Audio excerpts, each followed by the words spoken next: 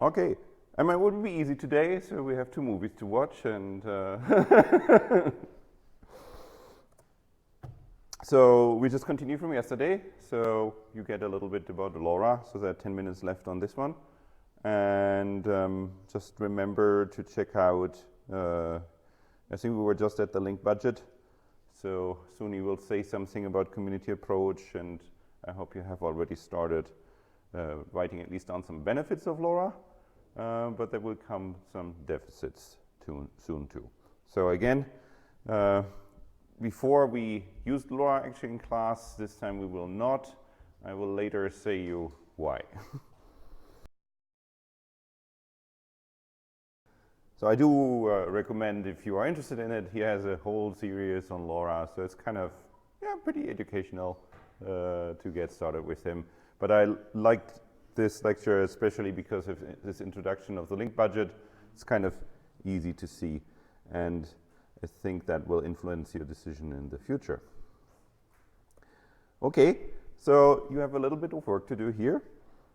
I want you to Google this stuff with the link budget again, so you don't forget that.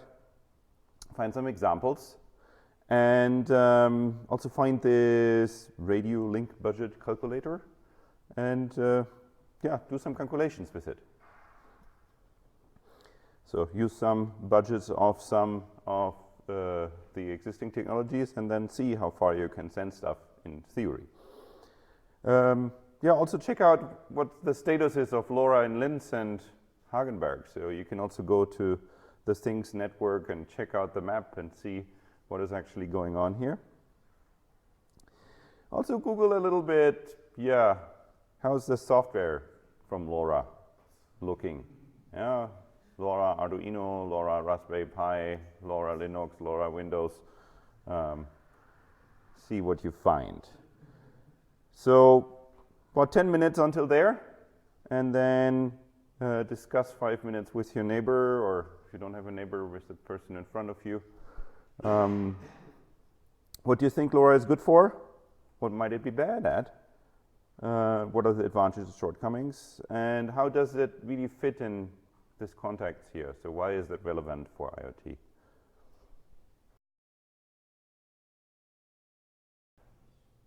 Okay, has somebody of you checked out the prices?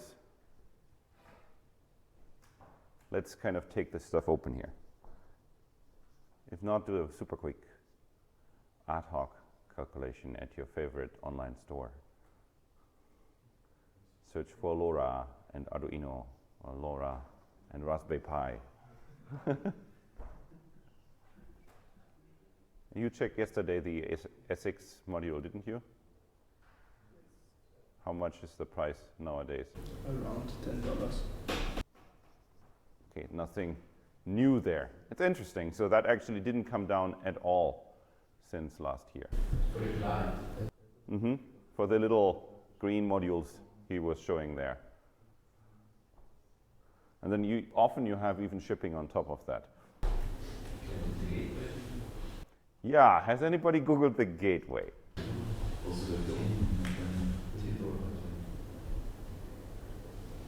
Has anybody found a gateway under $100? Yeah? With 8 channels? 35 views?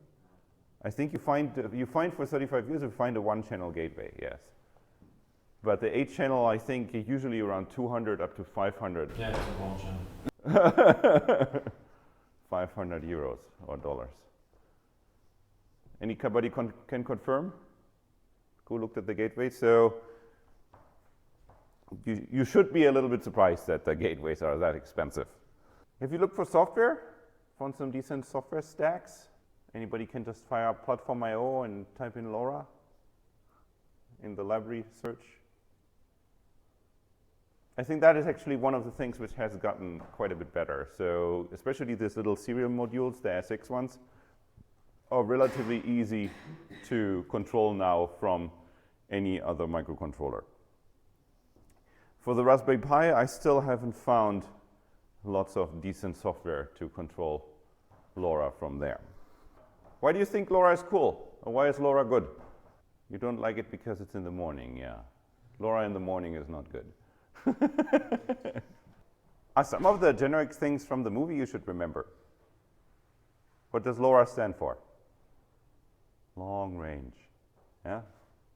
Do you like the range of LoRa? I mean, its theoretical range is over 1,000 kilometers if there are no obstacles. That's pretty cool, I think. Where do you see LoRa being used? In the area of IoT.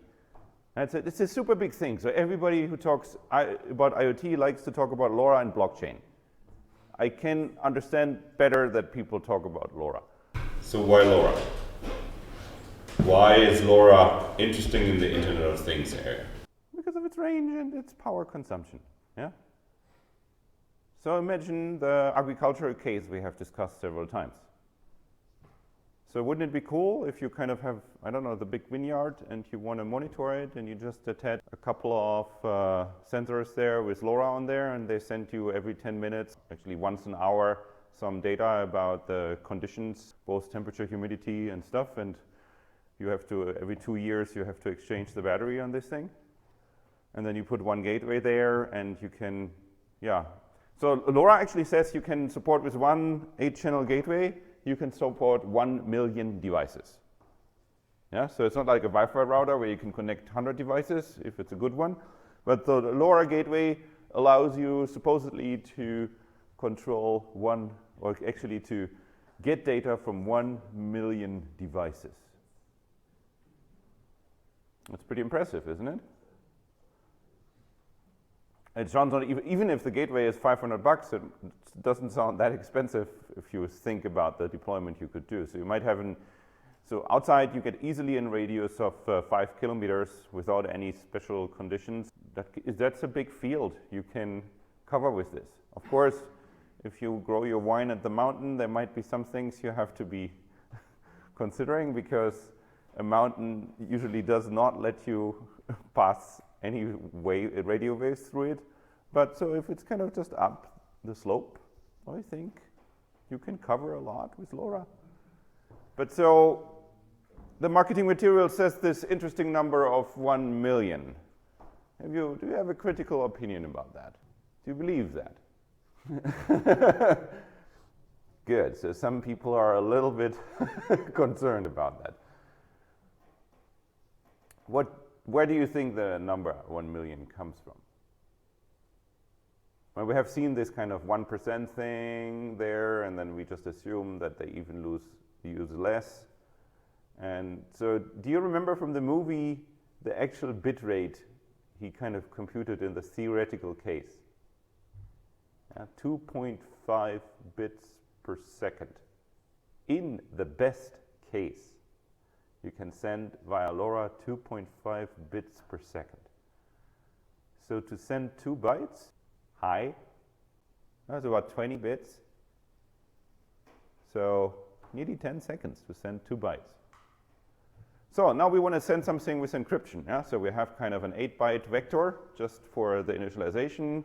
And then we have some kind of encrypted 8-byte vector which is in there. And then we have actually the payload. Then we add some other protocol data. So let's say the smallest package we can send ever is 32 bytes. Yeah? So if we want to do something secure, we want to at least be able to send 32 bytes.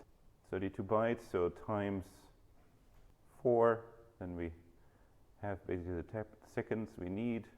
So for sending one decent encrypted package, we need 120 seconds. And there is something in the regulations that we are even not allowed to send 120 seconds in one row.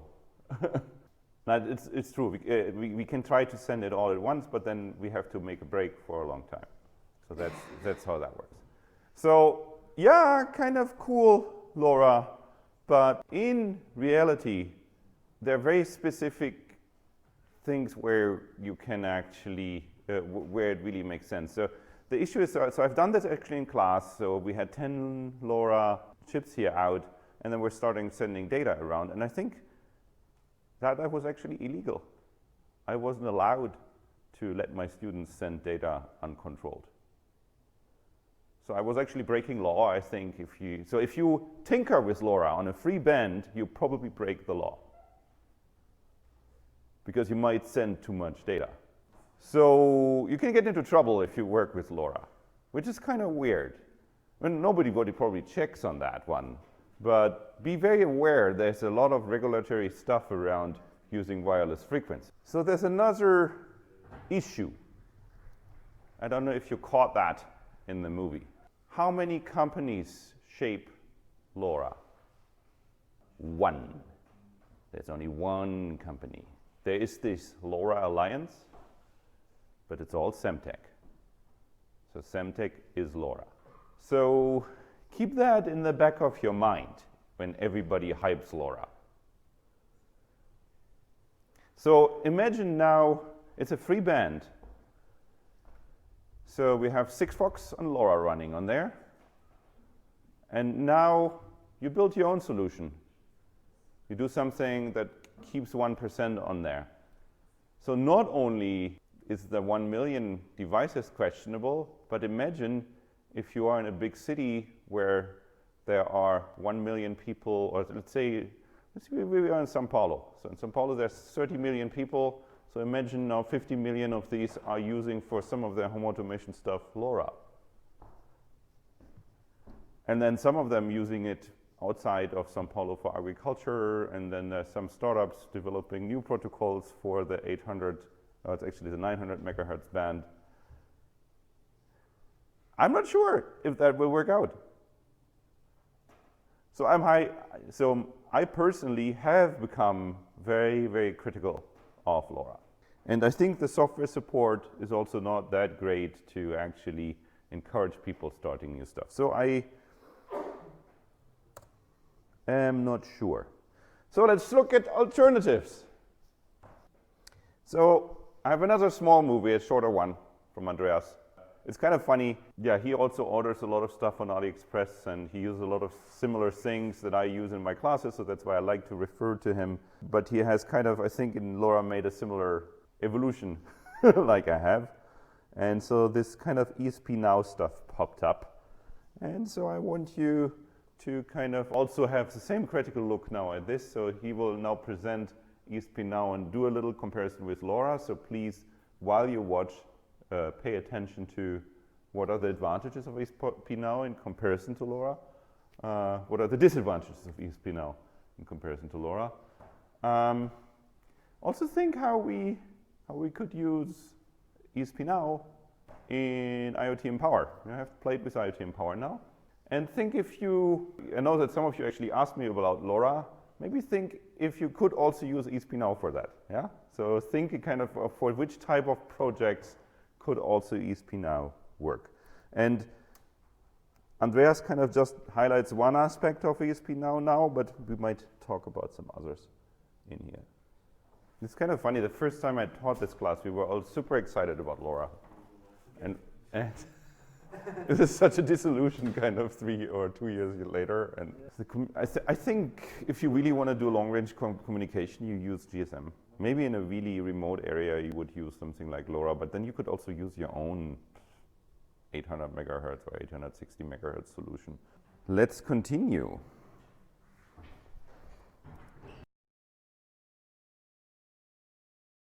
So, and there's this kind of fact going around that ESP-Now can easily reach 1 kilometer line of sight. And that's why, I'm going to jump ahead now, that's why we will, in the lab, I want you to program 2 ESPs to connect via ESP-Now, and we walk around.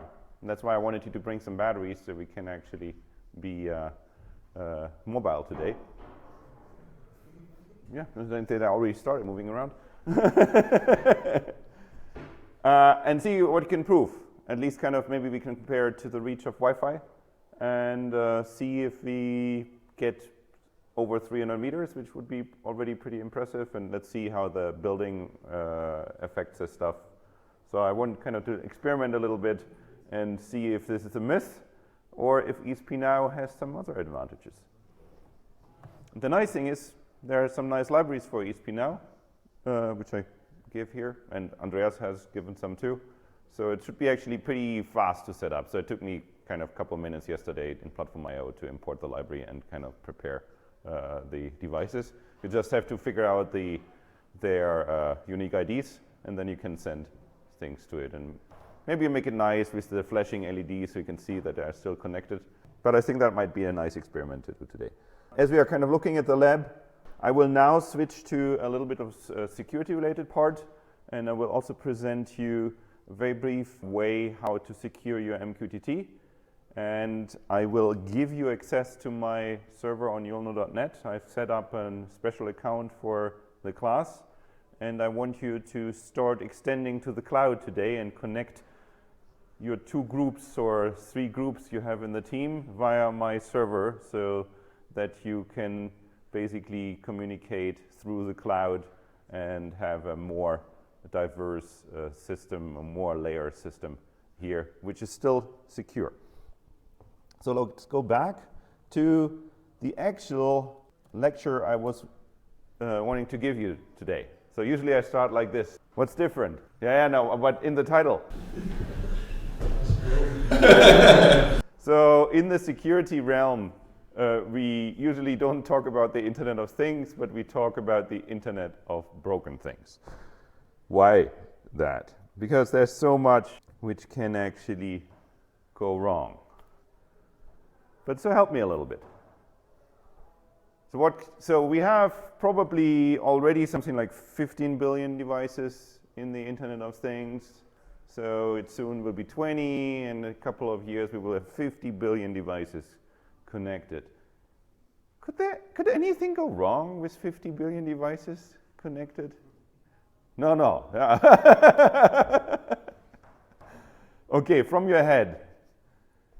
And maybe if you are shy, Google a little bit. Is there anything already broken? Do you have any examples kind of from your recent news feed or so where you have heard some horror stories about that the Internet of Things is the Internet of broken things? So I just read an article about the possibility to kind of induce with a laser into the microphone of an Amazon Alexa voice.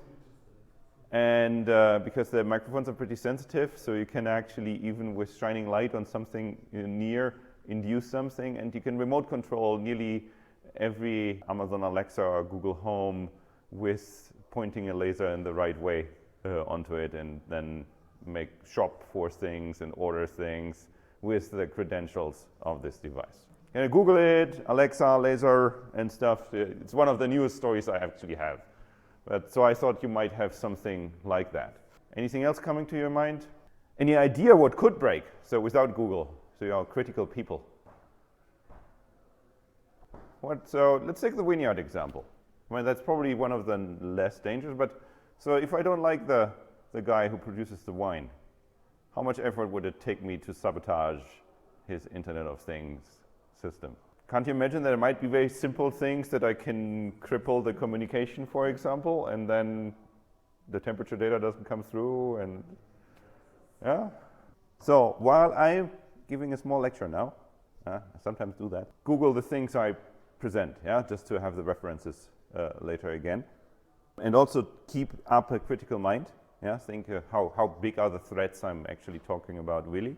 Again, so if you stumble upon newer things, because this talk is already 2 years old, and lots of things happen there in the meantime, so you might find some things in addition to it. Will also mention it. There's some of the attacks I'm actually suggesting where I know that newer versions of the attacks actually exist, so it would be nice if you had some complementary material there. So, why do things break? So lots of companies, especially often even the bigger ones, just assume they can do updates to all their devices. So there's a new company selling, or existing companies selling kind of smart home devices, and very often people think not about how can we send updates. Everybody thinks, okay, they're secure, completely secure, they never need to be updated. So it has time and time proven again that even if big companies think that they can handle the update mechanism, they usually can't.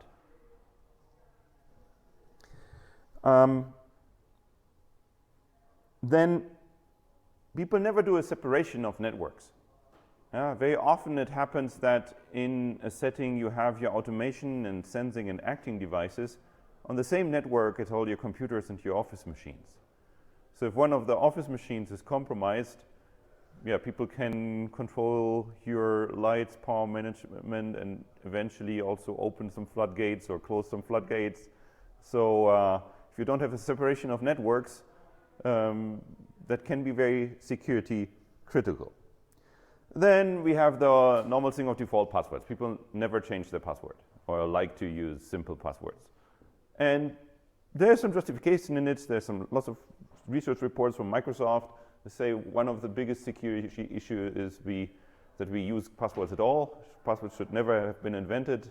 It's the biggest fault about things being secure is that passwords even exist. So we should get rid of passwords completely. Yeah, and then there are all these kind of rules. And in terms of privacy, basically a lot of entities give you no choice than if you have this device that your privacy is compromised. Yeah? So you use an Amazon Alexa and is it listening all the time to you? Yeah, it seems like. It seems like that it's in principle able to send everything you say to the cloud. It might not, but in principle it's capable of doing that. And we figure out more and more that it is doing that. And then there's a big thing for me from the position of a software architect is that everything that is deployed, everything that's going out is always constructed in a star topology. Yeah, we have something, the service of a company in the cloud, and everything connects to that service. There's never a layer in between. Yeah, so, and this has several problems. So if any service in this central service fails, then all these devices cannot use it anymore. This could break the updates. This could break privacy. So lots of issues with that.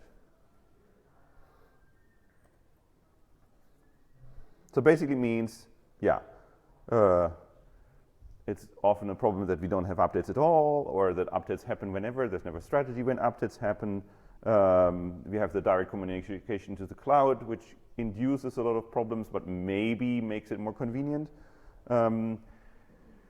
Other things is that some use secure communications, but the devices are not able to do certificate validation, so man-in-the-middle attacks are easy to create. Often there's no encryption, so it's very easy to induce other services in there. Then if you have all the devices on the same network, then hacked devices can attack anything in the same network where they are. Some devices actually can do way more than they should be able to do, so you can install kind of hack services in there and kind of let them serve as gateways for other not so powerful devices. Yeah, and then usually people have only one firewall, so they have everything on the local device and then everything else. So if you hack the firewall, you basically have access to everything instead of having several layered firewall with a demilitarized zone where you can go in. Because nobody wants to pay IT people for doing that. So I will talk about a couple of examples of these big things where already the Internet of Things broke down. So you might have heard about the zombie webcams. There was one case where they were used to do an attack. Then we'll talk about two attacks which are able on the Wi-Fi, on nearly all Wi-Fi networks which are still in place. And briefly say something about cyber abuse because it's a very current threat to what we have, and talk very quickly about the man-in-the-middle attack, which you probably have covered several times before. So this case with the zombie webcams was that basically because of default passwords, which weren't changed, a hacker could compromise 1 million internet-connected cameras which were directly connected to the internet. So basically it got access just via attacking cameras to 1 million devices. And the cameras have lots of resources and run kind of some basic old Linux or so, where you can add quite some services which can respond to attack schemes. And that has this special case hasn't been used for something seriously bad where several individuals were affected, but it was used to target one specific individual and to compromise this one person. But imagine, so you get access to 1 million devices, and you can use that to run a denial of service attack on some infrastructure. So you can take down a community website, something important which people have to use all the time, and that can actually cause a lot of damage if you have control, if you can so easily get control of so many devices. So you all have played with the ESP. So if you Google for the keywords I have here on the slides, you will find so-called Deauth device. And so basically for $3 for a battery and an ESP and a button, I can disconnect you all from the internet here. Takes me one button press. Maybe not, because I know our IT guys are good, so we might already be on the IEEE 802.11w standard. But if one of you is not, I think we all are not. So basically, if one of your computers doesn't do that, I think we're all forced to downgrade to a lower standard. And then the Deauth actually works, and I can disconnect you all from the internet with one button press. I think you would all survive, because that happens on a natural base here at the FR. But so imagine a hospital. There are lots of the new really expensive devices have software which is 15 years old or 10, 15 years old and has never been updated. And so they're of course all prone to this attack. So there's some kind of monitor for your vital signals, and I can just, if I'm in Wi-Fi reach, can disconnect this thing from the internet, and some of your values might not be recorded. So in this case, I can easily affect lives with such an attack.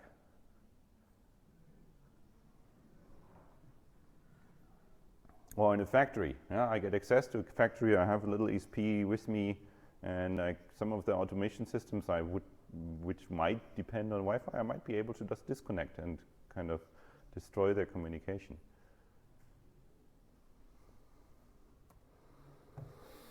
And then there's the Krack Attack. And this is the one where I want you to Google a little bit, because I think there's just been a new version of the Krack Attack released for which is on the new Wi-Fi generation is 5 or 6, what it's, no, I don't know. So the new Wi-Fi generation seems to be also prone to the Krack Attack. So basically with the Krack Attack, I can, without knowing the password, attack one specific device and then see all the transfers of this device. So basically, WPA2 and Wi-Fi is, with the right attack technology, completely open, completely broken. So you can read everything which is sent on this network. You cannot get the password of the Wi-Fi network, but basically you can see all the transmissions. So if inside a local network things are not encrypted, with this attack you can read everything. So, and if we have some simple corporate services which are exchanged, there is usually no encryption in the internal exchange between an internal server and internal clients, maybe in the city council or so. And that would give you the possibility to go to a public institution and maybe read very private data of citizens and use that for devious means.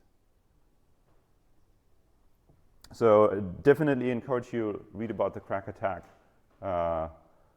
That sounds really crazy, and you have the feeling, yeah, Wi-Fi is completely broken if that really works.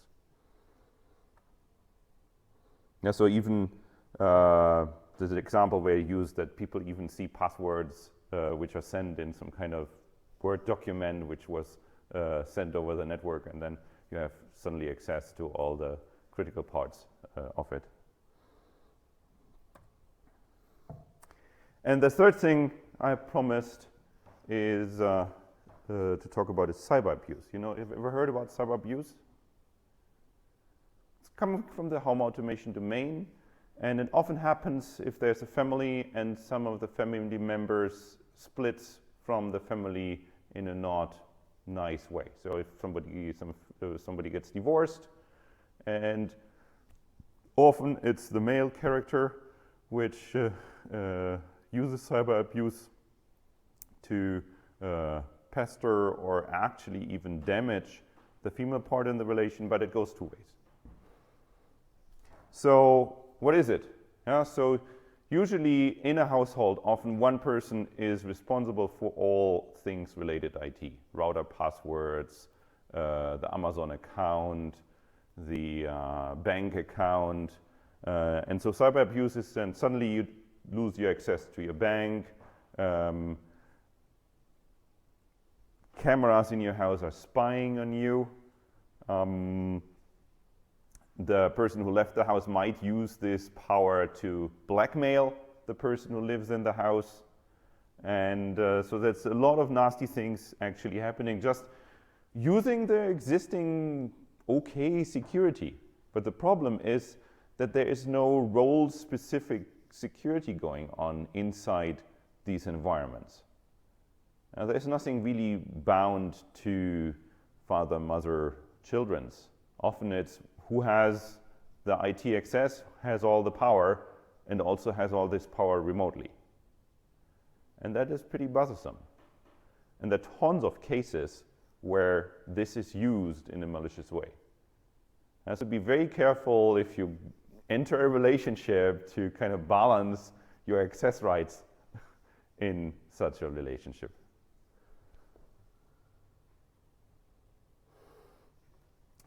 You all know what the man-in-the-middle attack is?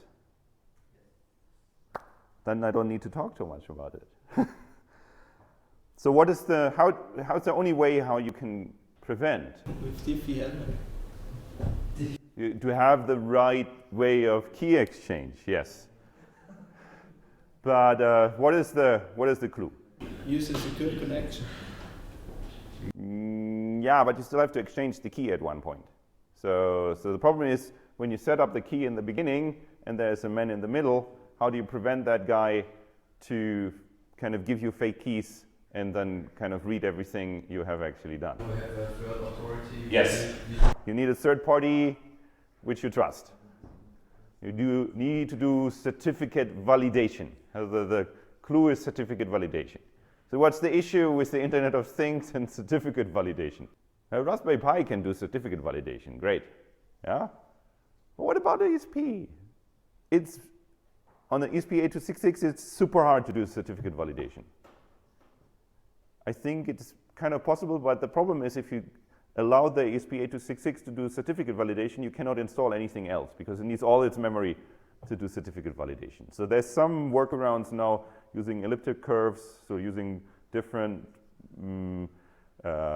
algorithms to do that, which might be able to be done in microcontrollers.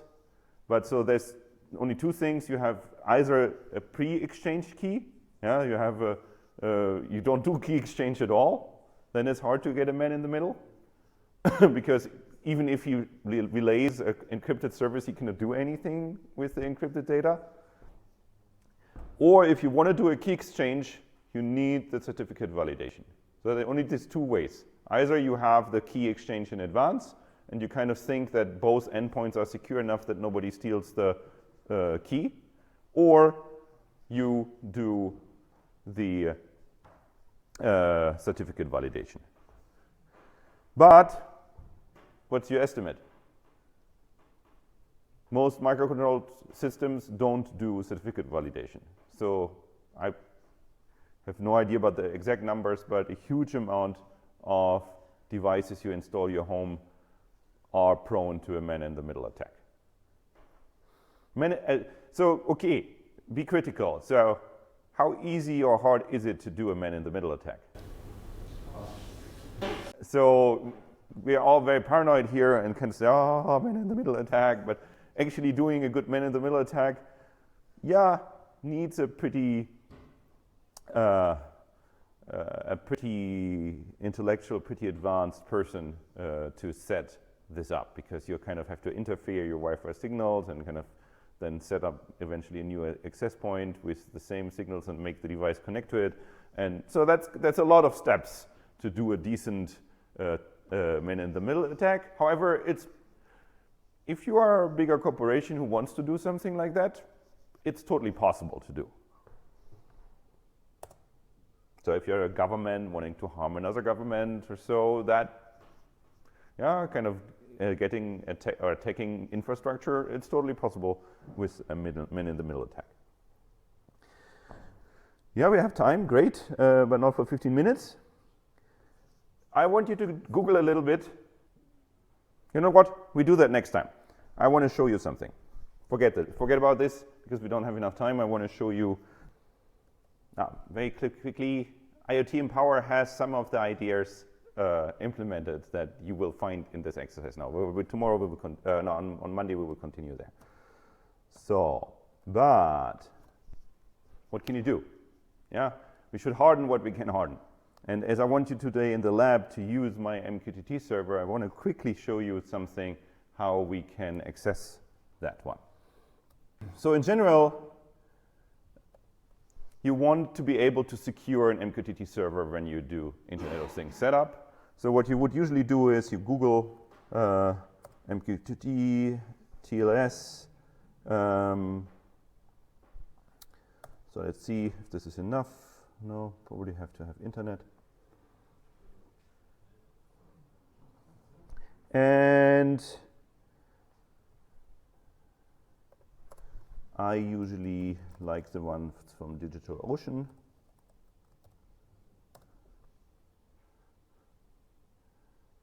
Yes. So, and then if you look a little bit around, you will find some manuals you can just follow for your Ubuntu server, how to set things up. Yeah, it's kind of nice here. You can actually say, I want to do it for Ubuntu 18.4. And then here he walks you through installing Mosquito. And it's especially what's always very hard is how to do the SSL stuff. And this manual actually uses Let's Encrypt. And you might have used Let's Encrypt in another class. And with Let's Encrypt, it's very nice to just generate the certificates. You want to set, it also shows you how to set up something that automatically renews the certificates. And with this, you can then, if you have a server in the net and you have a real name, like here my ulno.net, you can connect these together and then have this verified. So you can actually then verify the certificate. So that's cool. And now let's go to my favorite command line and show you some things on my server.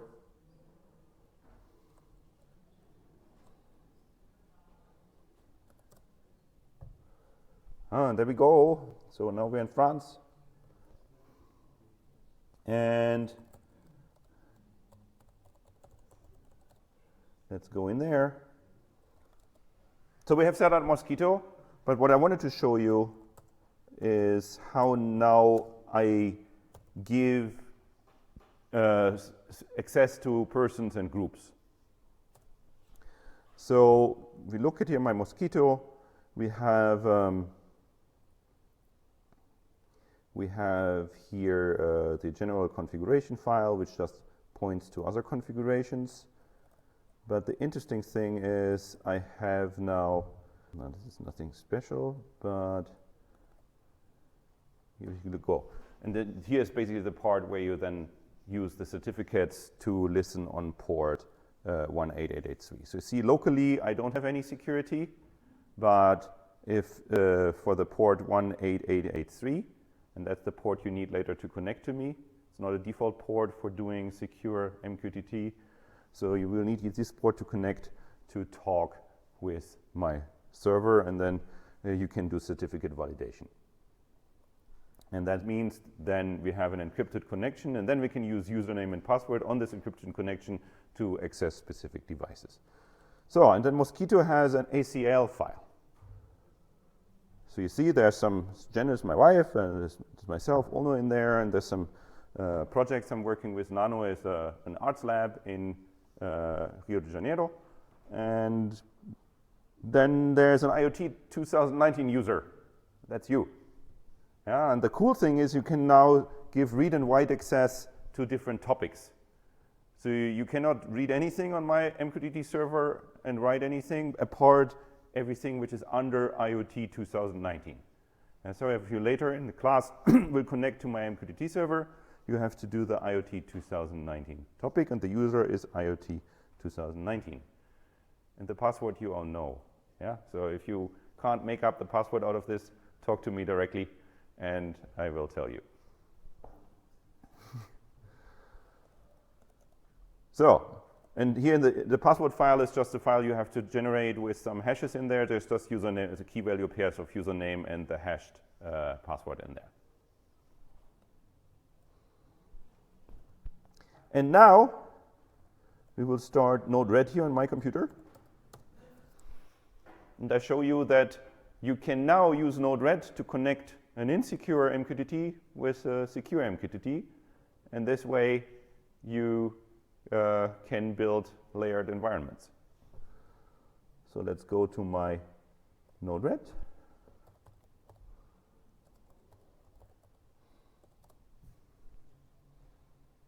So you remember the stuff we did in class, which is back here in one of these flows. And then there's this cool thing that you can have several servers. So you see I have now here an IoT 2019 test. And here you have different MQTT servers. So you have to make a new MQTT server here. And in this MQTT server, you have to connect to ulno.net to this port 18883. And, oops. And very important, then you have to enter username and the super secret password here. And in the configuration, it's very important that you create a TLS configuration, but you can create an empty, so usually it starts like this. See, and then you have to say, oh, I have to create a new TLS, and we call this my TLS or whatever. And you don't have to fill anything because it uses the publicly verifiable security certificate, but you have to create one. And so that took me a while to figure out that I have to actually create here a TLS configuration with nothing in there. So, and what I now do is a great program to demonstrate how that works. You see I subscribe to test here, and I send something to test here. And if I now induce a timestamp, if I deploy that, and induce a timestamp in there, I get the timestamp back, even if they are not connected directly. So basically, I'm sending the timestamp to the topic on the MQTT server on my network and send it there. And see, here we have kind of local configurations. And if you kind of draw a connection between the local one and the remote one, you can kind of access the secured MQTT server. So you can kind of practice a little bit security. You don't have to secure your own server today, but at least you can use my secured server, and with this connect two independent Node-RED installations with each other.